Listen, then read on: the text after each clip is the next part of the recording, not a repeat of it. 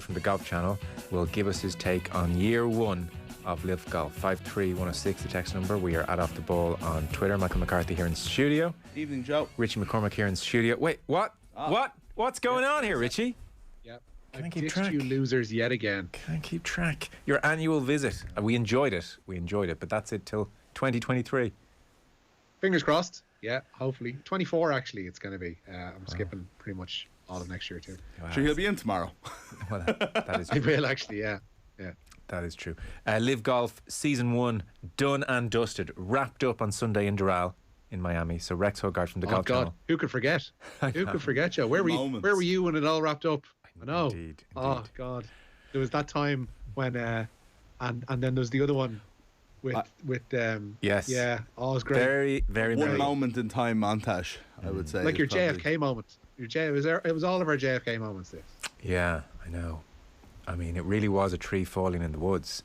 The talk of LIV Golf and the headlines around LIV Golf, and obvious enough statement, completely outsize and dwarf the interest in LIV Golf or the viewing figures. I think on Saturday and Sunday, which was again the finale, the YouTube viewing figures, there were about maybe 50, 60,000, fairly consistent worldwide. Wow. Yeah. Free, live sport, a genuinely very, very, very, very good field, and the interest is minuscule. I mean, how many of that 50,000 are bots? I don't know, but I mean, Who's to blame? The media. They've downplayed. They've turned this into a joke. I don't know, actually. I think the media, to be fair, have almost been like Joking, Father Ted and Dougal outside the cinema. Okay, yeah. Look at the amount of free publicity this thing's had, to the point where anybody with a mild curiosity would be very aware of what LIV Golf is and might click on the link. But clearly no one's interested. But we've also talked about it honestly in a way that makes it like it downplays the competition of it, and I would be concerned as to golf's ability to, you know, a general golf fan, someone who might watch, you know, all the majors for sure. I'll watch maybe the Players. I'll watch, you know, the Irish Open, and then you'll grab me at certain points throughout the year. These guys who've gone to LIV are big deals in a way, Yeah. but I'll forget about them pretty quickly when they're gone. And then you'll just go with who's left, and it'll be like, oh, it's a slightly weaker golf than normal, but this comes in ebbs and flows over the years anyway. Like, and it's like there's this story that's always there, but it's not going to make me say, Jesus, I really need my Bryson DeChambeau fix. I better find out where the LIV Golf tournament is on YouTube. I do wonder if casual fans are bothered about a competing tour war in golf. No, they're not especially.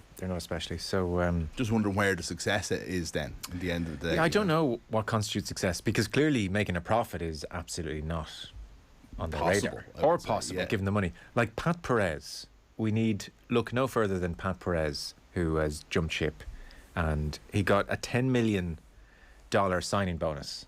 And then Pat Perez has basically stunk the joint out all year, but he's been on the Four Aces team, which have been very good. Dustin Johnson spearheading them. And so Pat Perez, and this is in a 48-man field, in no tournament across the year did he finish better than 16th. But along with his $10 million, he's walked off with another $8 million in prize money. Oh, Like Seamus Power's breaking his back to win $1 million, in a PGA Tour event. Pat Perez has made 18 million. His quote afterwards of the people saying it's gross and other negative comments: I really don't care. I mean, I got paid. I don't give a damn. End quote. How much did Rory You know win? what? 15? Go on. Sorry, just for the FedEx. What's that, 15? Because remember we were talking about end of days money when people were winning the FedEx Cup, and it's like Jim Furyk was one of the early winners, and it was like, how's he even going to be on tour next year with that amount of money in his pocket, you know? And now it's just, they're all just gone off to Saudi Arabia to win it. Top earner this year, Dustin Johnson got a reported somewhere between $150 and $200 million to sign. But on course, and he has been very good, he's won another $35 million in the year. So it's outrageous money. Sorry, Rich. The comparisons, like the comparison, I think this comparison has been made on the show before, but the comparisons to the 90s wrestling war, and stay with me here, are like really, really tight. There was, at the time, competing with Vince McMahon's WWF was WCW, which is owned by Ted Turner, who obviously owns CNN and TBS and a bunch of other TV stations. And they were propped up and engaged in a war in the mid-90s, whereby they essentially started buying up and it got to the point where they were just warehousing talent because they could afford to take them off the hands of the competition. And ultimately, they went through a couple of different ownership changes. Turner was kind of brushed out of the way, and it like this massive money pit, which is what LIV Golf is, and it only exists to be a money pit, in one sense. Somebody is going to be in charge of it at some stage. I don't care how limitless their funds are at the moment. There is going to be somebody in charge of it at some stage that will look at those accounts and say, "You what?" and pull the plug, and suddenly you're going to have 50 golfers heading back with their tails between their legs, or off into retirement with massive checks in their back pocket.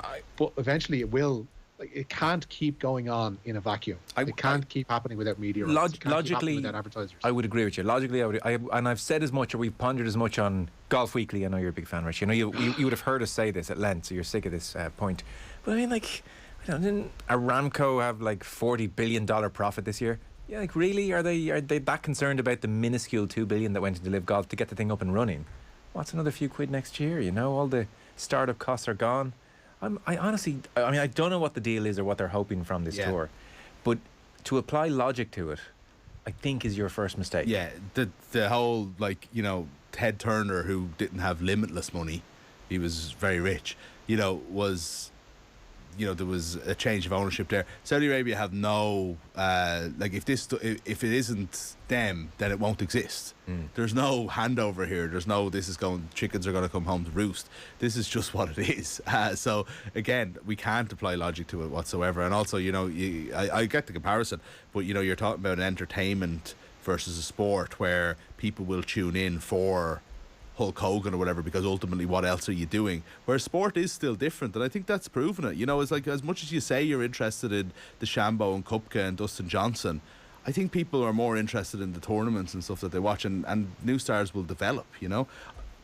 I think that theory will be tested though, as more and more people go. And if Cam Smith is one of the best 2 or 3 golfers in the world, and DJ comes back into real form, and they're competing in majors and they're only in LIV the rest of the time, I think that way that theory will be tested. But I still think people aren't bothered with it, and will be. They're not at the moment, for sure.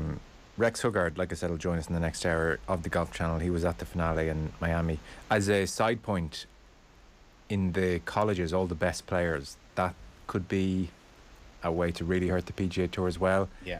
The next Tiger Woods, and there will be a next Tiger Woods or a next Rory McIlroy, who lighted up in college and will be the real deal.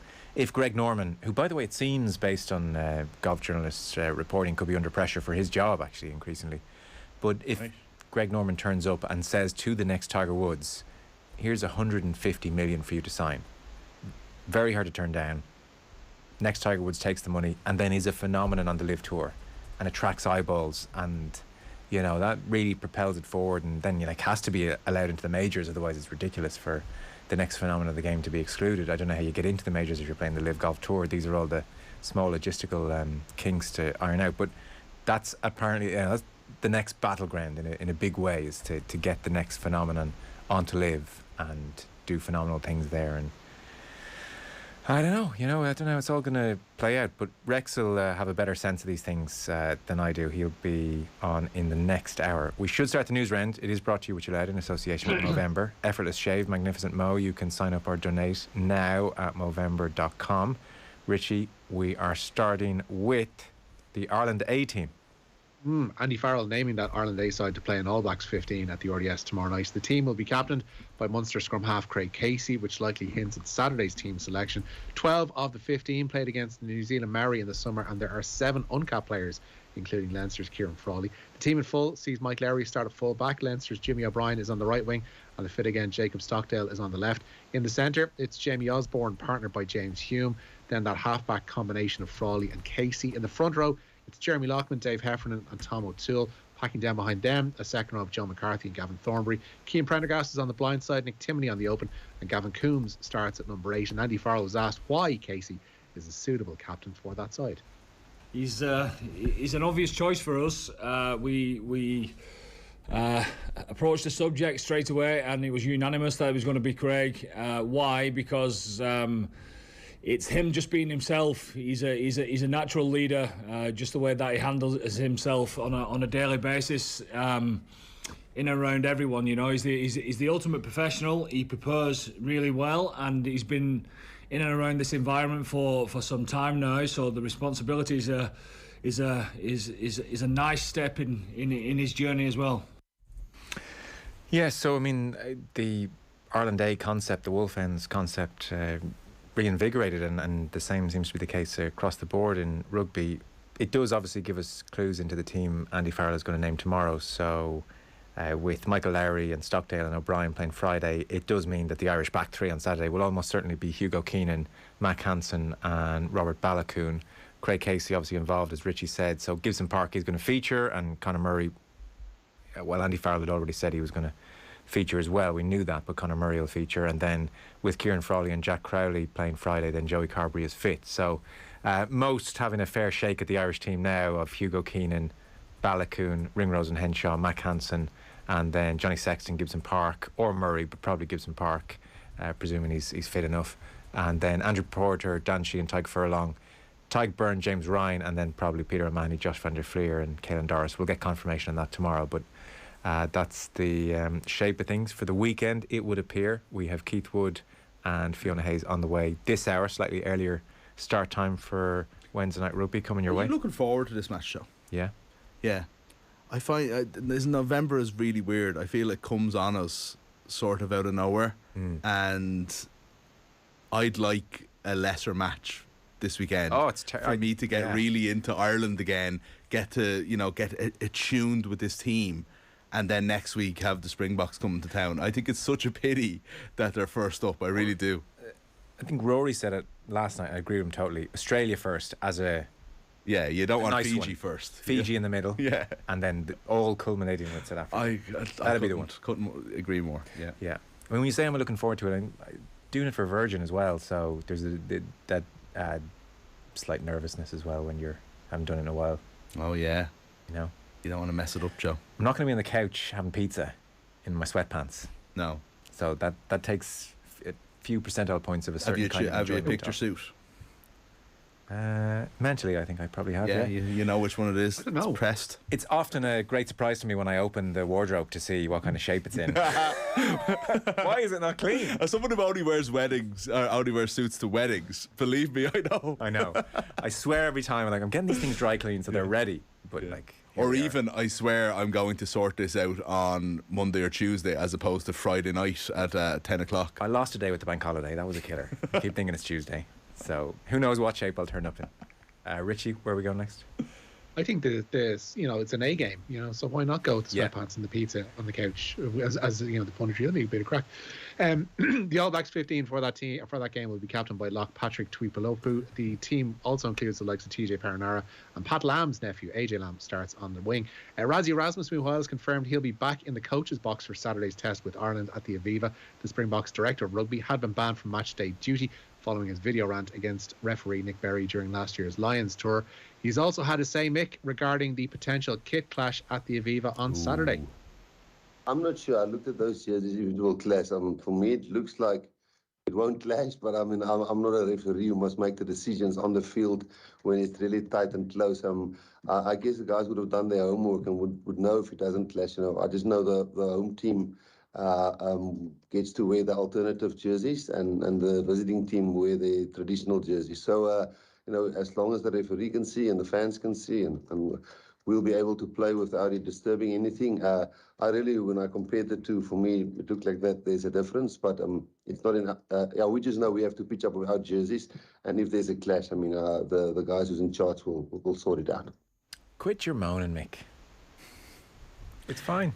Yeah, there won't be a clash enough for them to say, here, what are you doing, lads? Go out and put on the training jerseys. I just think that it is not an ideal televisual experience, I would say.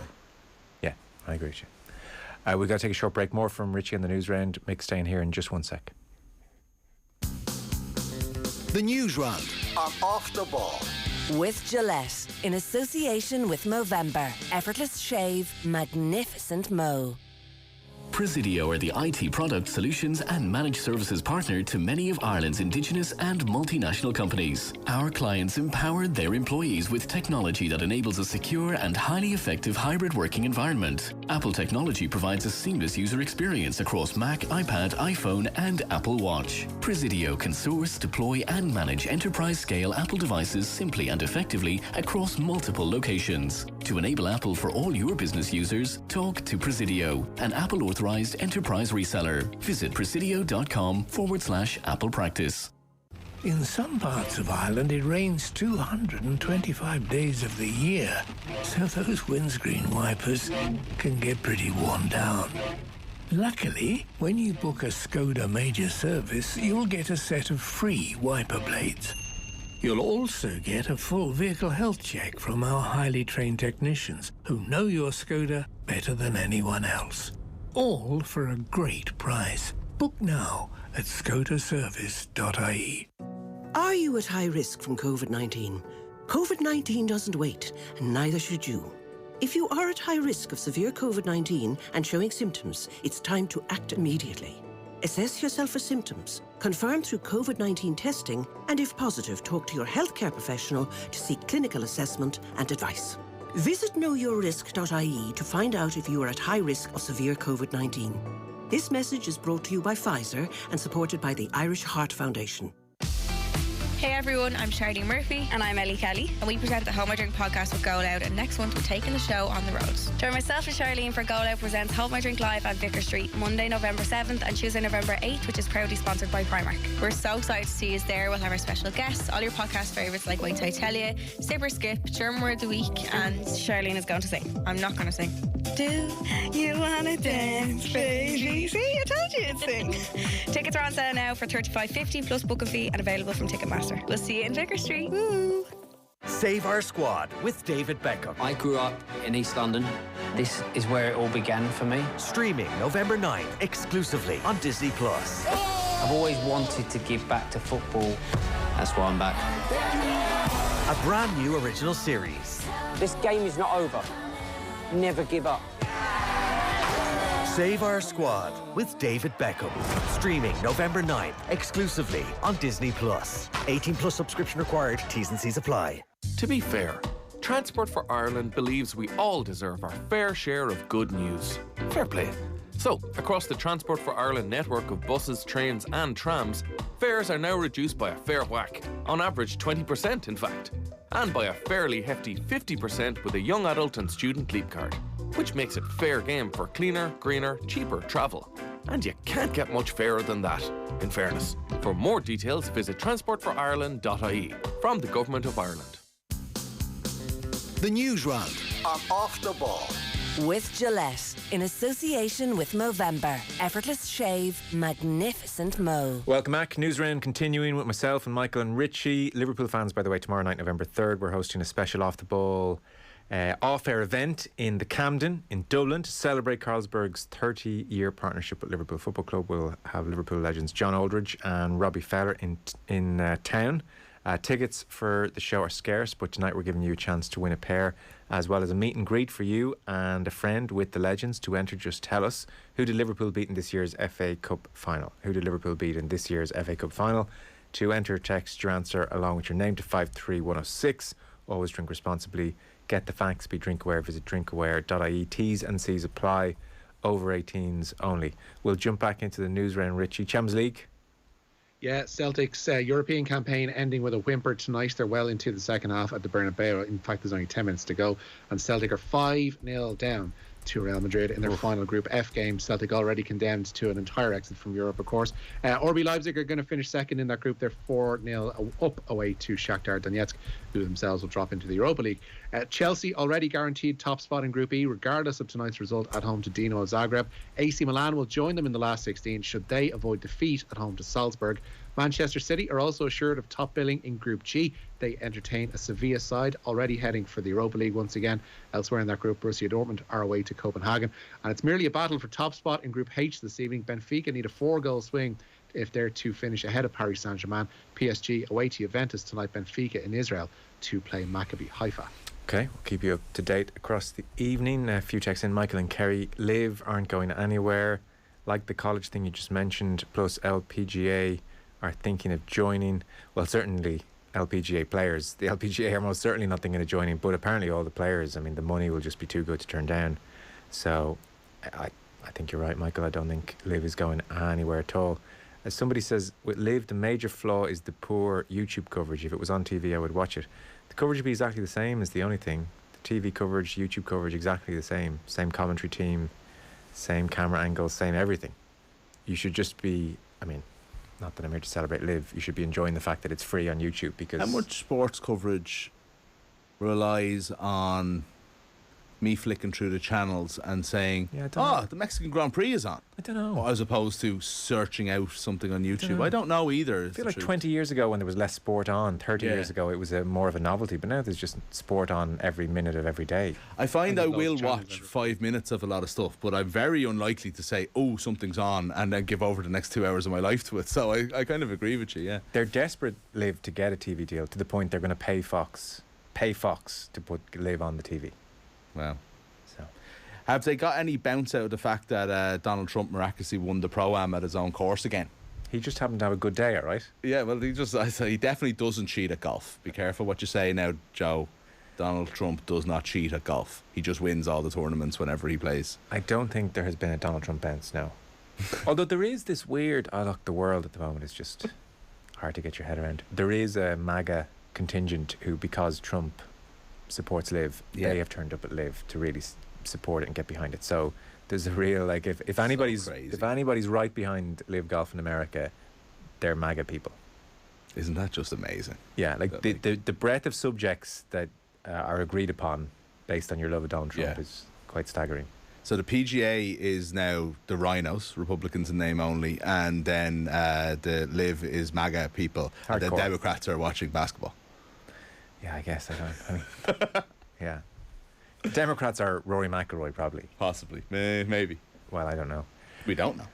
So, Rex Hugard is going to be on the way this hour, and we're reverting to Wednesday Night Rugby at 8 o'clock. Just to mention that Rex is now freer earlier than we had thought, so rugby on the way after 8. Rich, we've been talking about the women's contracts in rugby, the names of the players, the first batch, I guess it's historical in many respects, the first batch of professional female players in the country has been revealed.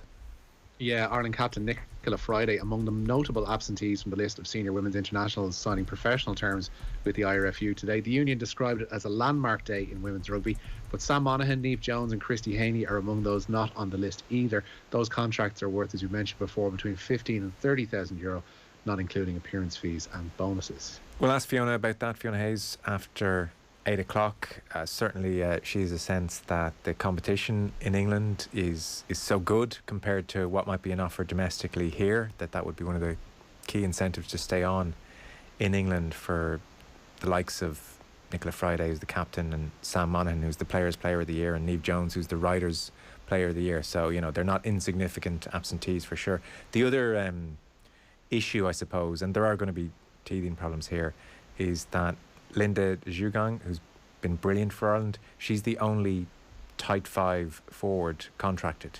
So in terms of all that preparation that you might suddenly have to get ready for lineouts or the scrum or all those set pieces, there's going to be no great lift off from an Irish point of view because of the professionalism. It's worth stating. Poor Linda going up against the scrum machine on her own is a fairly stark image, but that's where we are. I suppose we're just in a position now where we're going to have there's so many people holding out that there's going to have to be flexibility in training schedules and so on, and almost a still semi-pro amateur style, and because of that you get the bounce that's needed from going professional and full-time. So it is hard to know. I'm sure there will be many benefits of it. By the way, it's a simplistic thing to say they won't get any advantage because of it.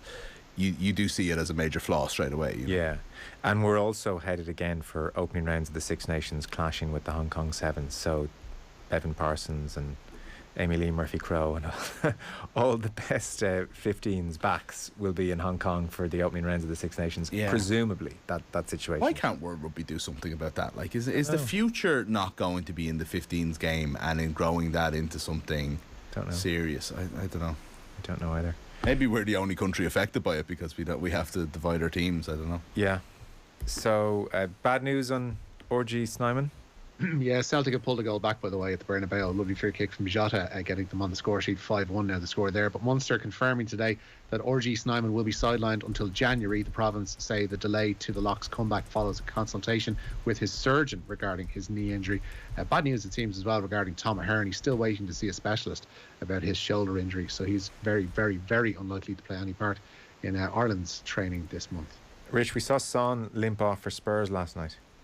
Yeah, the South Korean forward left the field with a suspected injured cheekbone in last night's Champions League win for Tottenham away to Marseille, and his participation at the World Cup is in grave danger. It's just over 3 weeks until South Africa's opening match of the tournament. That's against Uruguay on November 24th. Bukayo Saka's even hopes of making the England squad have been given a boost today. The 21-year-old taken off in the first half of Arsenal's 5-0 win over Nottingham Forest on Sunday, leading to fears he might miss the tournament, but he has been training with his teamemates ahead of tomorrow's Europa League clash with Zurich. Man, you'd hate Son to miss the World Cup. Just so likeable. This is Cheekbone? I mean, he'll get a mask on and play. I would like to apologise, by the way. On the football show last night, I looked at him walking down the tunnel and said to Dan, based on the way he's walking down the tunnel, I think it might be his ankle. Could be further south. Really nailed that limp. Could not be further south. It could be like there was a doctor looking at it last night. As I saw, and it could be an orbital bone. There was an instance of a player in Europe that escapes me right now. Yeah. But playing for I think it might have been Leipzig. It was a Napoli striker who was out for I think it was like 6 weeks, 7 weeks total, but was back training within 3. But the likelihood, I would say, if it's anywhere in that region of a cheekbone, if it's broken, of him being back playing is very unlikely. He can't play with a broken orbital bone. He can't. It's too dangerous. Yeah, even with a mask. I mean, the mask would protect him. He can't head the ball or, God, launch into contact or anything like that. Yeah, and I guess in the cynical world of professional sport, he'd get an elbow in the face, wouldn't he? Well, the cynical world that Ian McKinley was talking about on the show last week with the eye gouging would certainly, I wouldn't have any faith in anybody after that story. Yeah, wow. Bitter pill, to say the least. Do you want to bring us any last story, Rich? Yeah, what else have we got for you? No members of the WNL winning Shelbourne side have been nominated for Player of the Year. On the shortlist, though, are Peamount's Anya O'Gorman, Wexford Youths midfielder Ella Molloy, and Athlone striker Emily Corbett. Contesting the Young Player of the Year award are Shell's Jessie Stapleton, Athlone's Muireann Devaney, and Sligo's Emma Doherty. Shell's back-to-back winning boss Noel King is up for Manager of the Year, along with Athlone's Tommy Hewitt and Sligo's Steve Feeney. And Amanda Serrano says she wants a rematch with Katie Taylor in Ireland next year. Puerto Rican has been ordered by the WBA to fight their featherweight champion Erica Cruz in a unification bout. That is likely to happen around about February time. Serrano tweeted to say she wants to fight Taylor in Ireland after that Cruz bout, with Croke Park, of course, the most likely venue. Taylor beat Serrano by split decision at MSG back in April. Nice. Absolutely. That's exciting. Believe it when I see it. It's boxing. Well, talking about Usyk Fury today, I didn't even read the article. You know what I mean? So we have to treat the Irish stuff as the same as we would with the international stuff. Yeah, okay. I really, really, really hope so. It would be a hell of a finale to the career. By the way, Rich brought us the news last night of the Irish Open switching to September, and somebody said, the Rugby World Cup starts that weekend. Dan McDonnell, as we were walking out, had been listening, and he was like, you do realise on the Thursday of the Irish Open, Ireland play France, and on the Sunday of the Irish Open, Ireland play the Netherlands in the Euro qualifiers. So that will also, I think, take some attention away. That is very unfortunate. Wow. Yeah, it's a lot worse, yeah. We are out of time. Richie, thank you very much. Nice and lads. And Michael McCarthy, thank you. Thanks, folks. Your chance to win big. NewsTalk's cash machine. Now, this week, huge sum of money to give away on Friday. All you have to do is know the cash machine prize if we do call on Friday, and we're making it very easy. In the cash machine this week, €70,000. 70,000 exactly. So text play to 570